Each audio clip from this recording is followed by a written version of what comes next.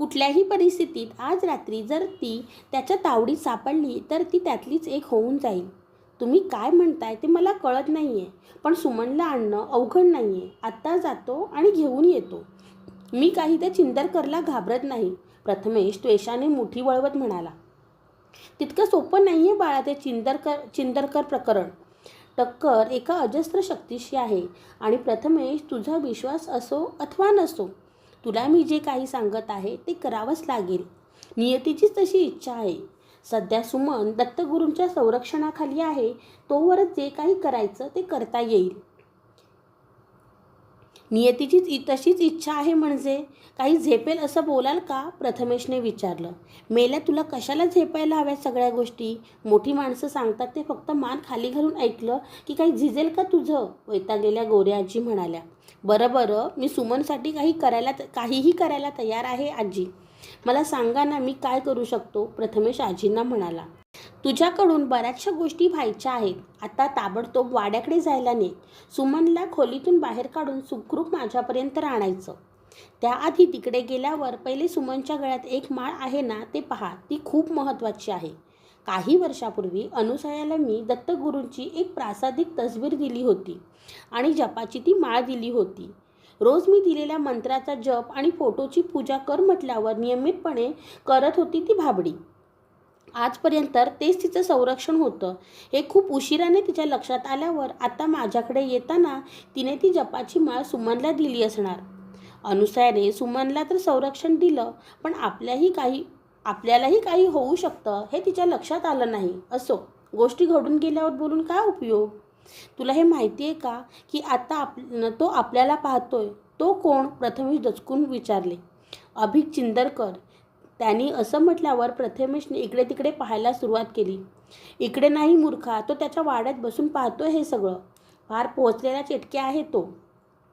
ऐक, मी माझ्या काही शक्ती तुला आता देते. त्याचा वापर तुला ठराविक काळ करता येईल आणि त्यानंतर त्या निष्प्रभ होतील. किती वेळ राहतील मी सांगू शकत नाही. ते तुझ्यातील ग्रहणशक्ती आणि मनोबल यावर अवलंबून असेल आणि सगळं करताना तुला अतिशय सतर्क राहावं लागेल. अभिकबद्दल आता मी काही बोलत नाही. अनुभवाअंती तुला कळेलच. मी इथे बसून त्याचा सामना करीन, पण त्याला समोर तू जाणार आहेस. काळजी घे. आता उठ. 5 मिनिटात समोरच्या नदीत अंग बुचकळवून ये. प्रथमेश उठला. तो नदीवर जाऊन येईपर्यंत गोरे आजींनी समोर एक पंचकोन षटकोनात 2-3 अगम्य आकृत्या काढल्या होत्या. एक माणसाची तर दुसरी एका मगरीसारख्या प्राण्याची पण उभी असलेली आकृती. शेजारी एक होमकुंड तयार करून त्यात समिधा टाकून अग्नी प्रज्वलित केलाच होता. शिवाय पलीकडे एक लाल चौकोनात केसाळ पंजा, गुलाल, काळे तिळे, पांढरा माखरा, सातू, मोहाची फुले आणि विचित्र तांब्याच्या प्रतिमा यांच्या त्याने विविध मांडण्या केल्या होत्या. आपण वास्तुशांतीला वेगवेगळ्या प्रकारच्या प्रतिमा काढतो, देवतांच्या मूर्ती ठेवतो.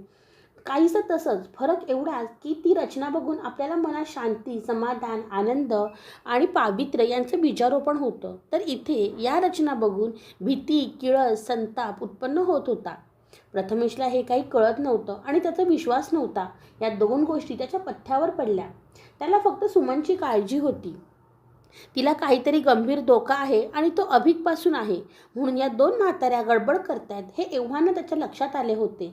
त्यातल्या एका म्हातारीचा करुण अंत त्याने स्वतः पाहिला होता. गोरे आजींना त्याला समोर बसवले. त्याच्या कपाळावर डबीतून गोपीचंदनासारखे एक मातकट पांढऱ्या रंगाचे मारव्यासारखा मंद सुगंध येणारे गंध काढून लावले. रोजची काही उपासना करतोस का विचारल्यावर त्याने सकाळी आंघोळ झाल्यावर वडिलांच्या इच्छेखातर गायत्री मंत्र म्हणतो असे सांगितले. हे ऐकल्यावर गोरे आजींना पोरगं अगदी कुचकामी नाहीये म्हणून मनातून बरं वाटलं. मग न्यास करून त्रिप्रणव गायत्री मंत्राचं कवच करून त्यांनी त्याला रक्षासूत्र बांधलं. हे जोपर्यंत तुझ्या मनगटावर आहे तोपर्यंत तुला अभिकपासून काहीही धोका नाही. मगाशी म्हटल्याप्रमाणे मी साधना करून मिळवलेल्या काही शक्ती तुला देते. समोरच्या पळीने त्या तांब्याच्या भांड्यातलं पाणी मी एक मंत्र म्हणून तुझ्या हातावर सोडीन. ते तू तुझ्या हातात घेऊन डोळ्यांना, कानांच्या पाळीला आणि कपाळावर मध्यभागी लावून पुन्हा जमिनीवर सोडायचं, कळलं? प्रथमेशने होकारार्थी मान डोलावली. सगळे विधी झाल्यावर तो निघाला. दारातून बाहेर पडताना त्याने एकदा गोरे आजीकडे पाहिले. धगधगत्या अग्निकुंडासमोर समिधा टाकत मंत्र म्हणणाऱ्या गोरे आजी त्याला खूप तेजस्वी वाटल्या. त्याने मनोमन हात जोडत त्याने आपले सायकलला टांग मारली. मोजून 15व्या मिनिटाला तो चिंदरकरांच्या वाड्यासमोर उभा होता. वाड्याजवळ पोचताच त्याने आजूबाजूचा कानोसा घेतला. सर्वत्र कमालीची शांतता होती. आसपासच्या प्रचंड काळोखात फक्त रातकिड्यांचा कोरस चालू होता. दार उघडच होतं. तो अंगणातून आत आला. समोर पडवीत अभिक चिंदरकर बसलेले दिसले. डोळ्यांवर चष्मा लावून पांढरी बंडी आणि पायजमा घालून कंदिलाच्या प्रकाशात ते पुस्तक वाचत होते. कंदिलाच्या आजूबाजूला पाकोळ्या उडून दिव्यावर झेप घेऊन खाली पडत होत्या. हे दृश्य त्याला अगदीच अनपेक्षित होतं. मगाशी गोरे आजी जे काही बडबडत होत्या त्याचा इथे मागमूसही नव्हता. एवढ्या सभ्य अवतारात आपण अभिकांना बघू अशी अपेक्षा त्याने केली नव्हती. एक क्षण त्याला वाटलं म्हातारीला भ्रम झालाय की काय आणि आपण उगीच तिच्या नादाला लागलोय की काय. तितक्यात प्रथमेशची चाहूल लागून त्यांनी मान वर केली आणि विचारलं, कोण? मी प्रथमेश जाधव. ओ, तुम्ही सुमनला शिकवायला येता ना? अनुसया म्हणाली होती मागे एकदा. जा जा, आत आहे ती, डोळ्यावरचा चष्मा काढत अभिक उत्तरले. प्रथमेश गोंधळला. काय झालंय? जाताय ना? यावर त्यांनी वाड्याच्या आत वरच्या खोलीच्या दिशेने बोट दाखवले. प्रथमेश आत जायला निघाला आणि एकदम कोणीतरी त्याला ओरडलं. आत जाऊ नकोस. तो झटका बसल्यासारखा थांबला. आवाज कुठून आला ते त्याला कळत नाही, पण चांगला खणखणीत होता. अरे जा ना आत, का थांबलात? नाही, काही नाही. आता तुम्ही काही आवाज ऐकलत का? नाही, असं म्हणून ते पुन्हा पुस्तकात डोकं खुपसून वाचू लागले. जणू त्यांना काही देणं घेणं नव्हतं. प्रथमेश तिथे चुळबळत उभा राहिला. तोच त्याच्या डोळ्यासमोर एक दृश्य चमकून गेले. एका खोलीत दत्तगुरूंच्या तसबिरीसमोर सुमन गुडघ्यात खाली मान घालून बसली आहे आणि त्या खोलीला कुलूप आहे. त्याला एकदम आठवलं, येस, अनुसयाबाईंच्या कनवटीला त्यांच्या खोलीच्या कुलपाची चावी होती. त्या पडल्यावर ती चावी पण पडली आणि गोरे आजींच्या गड्याने ते उचलून प्रथमेशच्या हातात दिली होती. ती आताही प्रथमेशच्या खिशात होती. अनुसयाबाईंच्या खोलीला वाड्याच्या दोन्ही बाजूनी दार होते, त्यामुळे त्याला आत जायची गरज नव्हती. तो बाहेरच्या बाहेर निघून शकला असता. एकाएकी अभिकचा धूर्तपणा त्याच्या लक्षात आला. कुठल्या तरी कारणाने अभिक सुमनला खोलीच्या बाहेर काढू शकत नव्हते. प्रथमेशच्या मदतीने त्याचे काम होणार होते आणि एका वाड्याच्या आतून आणताना अनायसे दोघेही अभिकच्या हातात सापडणार होते. ओ आय सी, प्रथमेश स्वतःशीच म्हणाला आणि परत जाण्यासाठी वळला. काय झालं? आजची शिकवणी रद्द का? थोडं अस्वस्थ होत अभिकने विचारलं. हो, आज रद्दच होती. ते सांगायलाच आलो होतो, पण तुम्ही आहात तर निरोप द्या तिला. ही मात्रा चांगलीच लागू पडली आणि मघाचा सभ्यपणाचा आव एक क्षणभरही टिकला नाही. कोणाला निरोप द्यायला सांगतोस तू मला? अभिक चिंदरकरला? अभिकचा रागावलेला आवाज चांगलाच भीतीदायक वाटला. अभिक आता उठून उभे राहिले. हा ऐकणार नाही हे प्रथमेशच्या लक्षात येताच नाईलाजाने प्रथमेश आत निघाला. वाड्याच्या आतल्या भागात सर्वत्र पिवळ्या रंगाचे क्षीण प्रकाश देणारे दिवे लागले होते. गडद अंधारात ते भीती निर्माण करत होते. दारातून त्याने एकवार नजर आत फिरवली आणि असंख्य डोळे त्याच्यावरती दबा धरून बसले आहेत अशी एक विचित्र जाणीव त्याला अस्वस्थ करून गेली. नकळत त्याचा डावा हात आपल्या उजव्या मनगटावर रक्षासूत्राकडे गेला. त्यावर पकड तशीच ठेवून त्याने जोरात सुमनला हाक मारली. सुमन! प्रत्युत्तरादाखल वरच्या खोलीतून फक्त धडपडल्याचे काही आवाज आले. मग कुंभऱ्यातून आत शिरत त्याने पुन्हा एक हात मारली. सुमन! काहीही प्रत्युत्तर आले नाही. तसे त्याने आसपास पाहिले. संपूर्ण वाडा रिकामी होता. मगाशी पडवीत बसलेले चिंदरकरही गायब होते. त्या भयावह वाड्यात तो एकटा उभा होता. आता गोरे आजी काय म्हणत होत्या ते त्याच्या लक्षात येत आले. चिंदरकर प्रकरण साधं नाहीये. शक्य तितक्या जलद गतीने तो अनुसयाबाईंच्या खोलीकडे निघाला. आतल्या जिन्याला वळसा घालून स्वयंपाकघराच्या डाव्या कोपऱ्यात जिन्याखालच्या छोट्याशा भागात अनुसयाबाईंची खोली होती.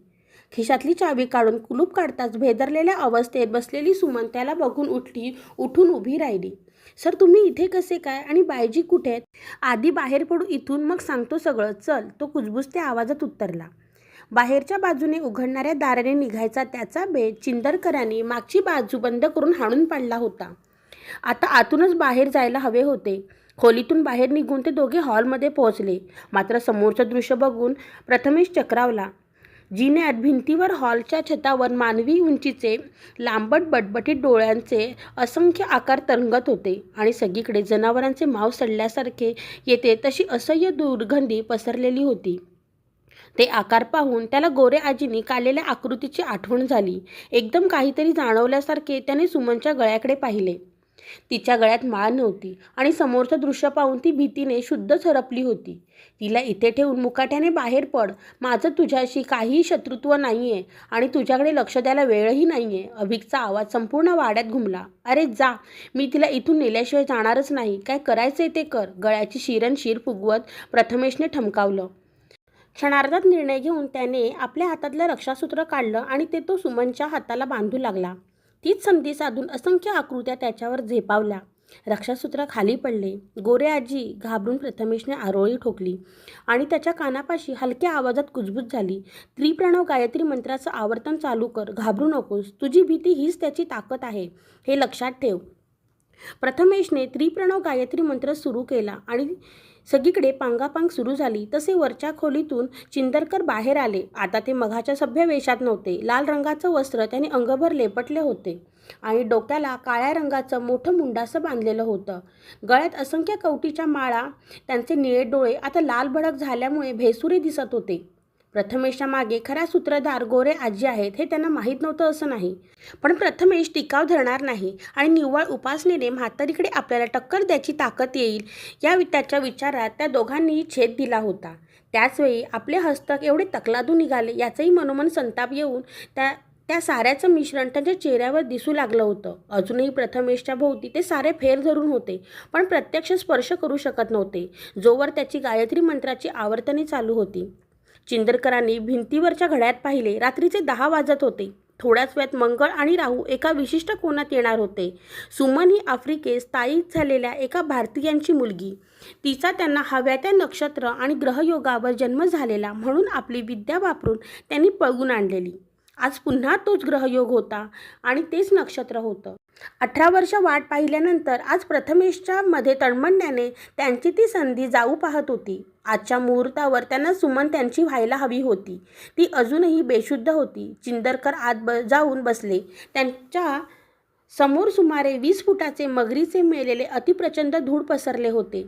त्याला वेगवेगळे लाल काळे धागे दोरे नागमोडी आकारात बांधलेले होते आणि हाडांचा ढीग टाकून त्यांचे मंत्रोच्चारण चालू होते. त्या अचेतन देहात स्वतःचे चैतन्य टाकून मगरीचा देह वापरून सुमनपासून त्यांना नवीन प्रजाती उत्पन्न करायची होती. बाहेर आपले हस्तक प्रथमेशचे काही नुकसान करू शकत नसले तरी निदान त्याला थोपवण्यात यशस्वी होतील याची त्यांना खात्री होती. प्रथमेश उठ, उभा राहा.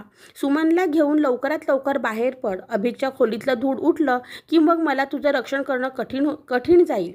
गोरे आजींचा आवाज प्रथमेशच्या कानाशी कुजबुजला. प्रथमेश उठण्याचा प्रयत्न करू लागला, पण मगाशी जेव्हा सारे झेपावले होते तेव्हा असह्य अशी दुर्गंधी बरोबरच त्यांच्या ओझरत्या स्पर्शाने त्याच्या हातावर भाजल्यासारखे मोठाले डाग पडले होते आणि वेदना होत होत्या. तोच त्याच्या डोळ्यांसमोर टीव्ही स्क्रीनवर दिसते तसे दृश्य आले. जपाची माळ सुमनने केव्हा तरी ती काढून फोटोसमोर थोडा वेळ ठेवली होती आणि प्रथमेश आल्यामुळे गडबडीने ती तशीच निघाली होती. हे दृश्य डोळ्यासमोर आल्याबरोबर प्रथमेशने सुमनला आपल्या हातावर उचलले आणि तो पुन्हा खोलीकडे जायची धडपड करू लागला. आता तिला कशाला उचलायचे पुन्हा? कमाल आहे. तुझे रक्षासूत्र तिला बांध आणि तू एकटा आत जाऊन माळ घेऊन बाहेर ये. गोरे आजींच्या तंबीने प्रथमेश भानावर आला. मगाशी खाली पडलेले रक्षासूत्र तो प्रयत्नपूर्वक उचलू लागला, कारण तो ते उचलायला जाई तेव्हा सारे त्याच्या अंगावर झेप घेत. त्याची ओझरती झळही त्याच्या सहनशक्तीच्या पलीकडे होती. त्यातून तिथे पसरेल दुर्गंधी. त्याने डोके फुटेल की काय असे वाटले होते. सुमनही कदाचित त्यामुळेच बेशुद्ध पडली असावी. कसंबसं तिला रक्षासूत्र बांधण्यात तो यशस्वी झाला. आता खोलीत जाऊन माळ तेवढी आणायची होती. तो निघाला, पण आत पोहोचेपर्यंत प्रथमेशची शुद्ध हरपू लागली. गायत्री मंत्राची आवर्तने क्षीण होऊ लागली. तसे वर अभिकचे मंत्रोच्चारण जोरात सुरू होऊ लागले. इकडे गोरे आजी अस्वस्थ झाल्या. प्रथमेशने जर बेशुद्ध पडला तर अभिकची सरशी होईल आणि त्याची कुटील हेतू पूर्ण होईल. ती मेलेली 20 फुटी मगर जिवंत होऊन 2 पायांवर उठून उभी राहिली तर किती सत्यानाश होईल या विचाराने त्या घायाळ झाल्या. मग सर्व शक्तिमान असूनही करुणाघन असलेल्या अशा दत्तगुरूंची त्यांनी प्रार्थना केली. आपली सर्व उपासना आणि विश्वास पणाला लावून माला मंत्राची आवर्तनं सुरू करत धुनीतलं भस्म त्यांनी प्रथमेशच्या अंगावर जागेवरूनच फुंकलं. क्षणार्धात काळे ढग जाऊन आकाश निवळावं तसं प्रथमेशचं झालं. आजूबाजूची दुर्गंधीची पटलं आणि ते तरंगणारे जीव त्याच्यापासून लांब फेकले गेले. धडपडून उठत तो खोलीत पोहोचला. फोटोपाशी ठेवलेली माळ आणि फोटो देखील उचलून तो परत हॉलमध्ये आला. आता ती माळ स्वतःच्या गळ्यात घालून तस्वीर आपल्या उजव्या हातात पकडून दुसऱ्या हाताने त्याने सुमनला अर्धवट उभे केले. हळूहळू ती शुद्धीवर येऊ लागली होती. मग तिला उचलून त्याने सरळ खांद्यावर घेतले आणि तीरासारखा तो वाड्याच्या बाहेर पडला. त्याबरोबर हस्तकांची झुंड देखील बाहेर पडली. रस्त्याने जितक्या झपाट्याने चालता येईल तितक्या झपाट्याने तो निघाला. गोरे आजीचं अथक चाललेली मालामंत्राची आवर्तनं त्याच्या कानावर ऐकू येत होती. पण डोक्यावरचा तो किळसवाणा थवा त्याला नको नकोसा झाला होता. खूप प्रयत्नपूर्वक त्याला मनोबल टिकून ठेवावे लागत होते. आता तो पळत निघाला. लांबून अग्निकुंडात समिधा टाकणाऱ्या गोरे आजी त्याला दिसल्या. तसे आनंदतिरकाने त्याला रडू येऊ लागले. इतका वेळ टिकून ठेवलेले धैर्य आणि संयम अजून पुढचा 1 मिनिट देखील टिकेल अशी आशा त्याला वाटेना. कसाबसा त्यांच्या दारात तो पोहोचला आणि सुमनला दारापाशी बस्त करून तो स्वतः तिथेच कोसळला. पहाटे पक्ष्यांच्या किलबिलाटाने प्रथमेशला जाग आली. डोळे उघडता समोर आई, बाबा, गोरे आजी आणि सुमन त्यांच्या बेडभोवती तो उठायची वाट बघत बसलेले दिसले आणि त्याला रात्रीचा सगळा प्रसंग आठवला. तो उठायचा प्रयत्न करू लागला. अरे अरे सावकाश, आता लगेच काही उठून बसायची गरज नाही. बरं वाटतंय का तुला बाळा? 2 दिवस बेशुद्ध होतास तू, बाबांनी जिव्हाळ्याने त्याच्या डोक्यावरून हात फिरवत म्हटले. यावर हो म्हणून त्याने गोरी आजीकडे बघितले. त्यांनी त्याच्यासमोर एक गरम पेय धरले. वेगवेगळ्या काही उत्तेजक वनस्पतींचा अर्क होता, पण चविष्ट होता. तो पिऊन त्याला हुशारी आली. तो आता तरतरीत झाला आहे हे दिसलं तशा त्या बोलू लागल्या. अभिकचा डाव तू उलथून लावलास, त्यामुळे तो रागावून आफ्रिकेला निघून गेला. आता तिथे बसून त्याने काही करू नये म्हणून तुला तुझी उपासना वाढवली पाहिजे. मी जिवंत आहे तोवर काळजी नाही तुला आणि सुमनला, पण त्याचं काही सांगता येत नाही. म्हणून तुम्ही दोघांनी इथेच राहावं हे उत्तम. अर्थात लग्न करावं लागणार तुम्हाला, चालेल ना? गोऱ्याजी लबाड हसत विचारलं. तशी सुमन लाजली आणि प्रथमेशने हसत हसत डोक्यावरून पांघरून ओढून घेतलं.